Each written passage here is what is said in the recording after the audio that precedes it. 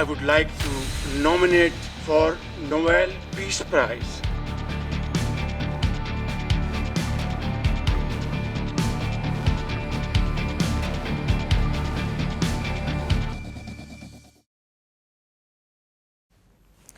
Pakistan's Spotify Wrapped is out. Their top song is Thank You Donald Trump.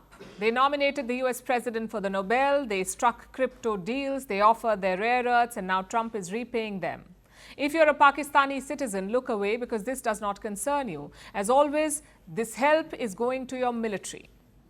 The US has approved a new military package for Pakistan. It's worth around $686 million. And what's it for? To upgrade Pakistan's F-16 fleet. Now, the F-16 is the pride of Pakistan's military. They operate between 70 and 80 of these American jets. Back in the month of May, Pakistan deployed these F-16s against India. We'll come to the implications for New Delhi, but first let's look at this deal. $649 million for upgrading the planes, updated avionics, repairs, spare parts, advanced radars, also training.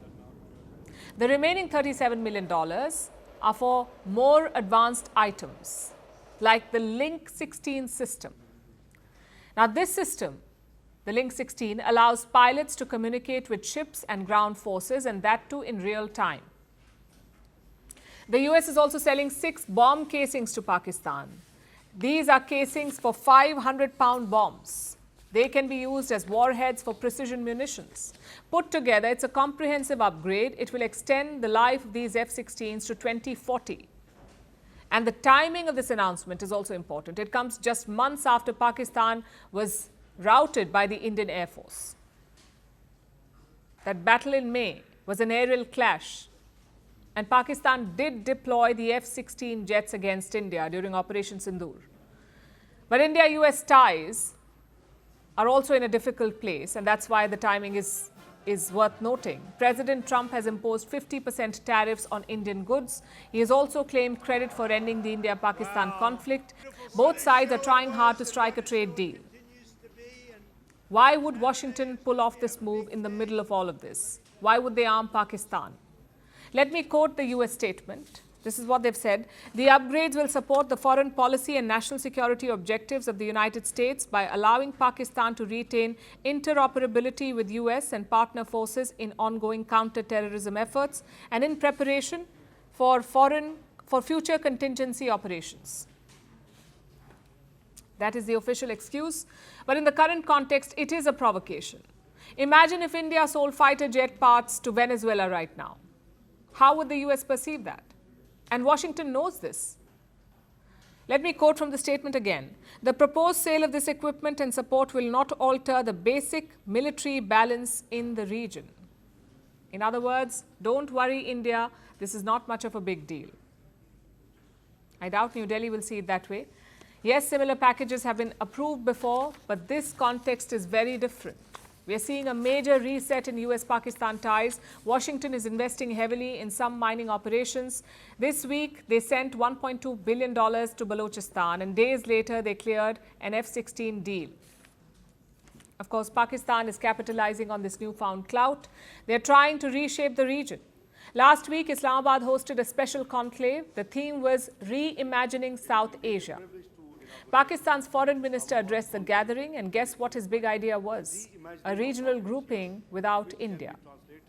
There could be groups with variable geometry on issues from economy to technology to connectivity. Our own national development needs and regional priorities cannot and should not be held hostage to anyone's rigidity, and you know where I am referring to.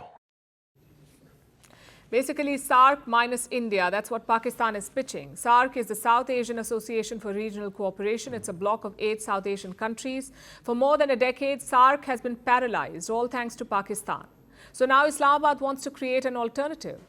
We say good luck. Even their allies in Bangladesh are not upbeat. Dhaka's interim regime says it is possible to join such a bloc, but they said Nepal and Bhutan would not. Frankly, even Sri Lanka is a stretch. And the reason is quite simple. India is too big and too powerful to leave out. It is the geographic and economic core of South Asia. So as things stand, this bloc is unlikely to take off, but it does reveal Pakistan's thinking. They want to change the dynamics of South Asia. They can't do it alone, so they're dragging in foreign powers. Whether it's China or the US, Pakistan's goal is the same: contain India by any means. I was born into revolution. I inherited power like a crown. What I delivered was isolation. I built a personality cult that touched every home. Millions suffered hunger under my rule, but no one dared to speak. I ruled from palaces. My people queued for rice. I called myself the dear leader. History calls me something else, the dictator. Who am I?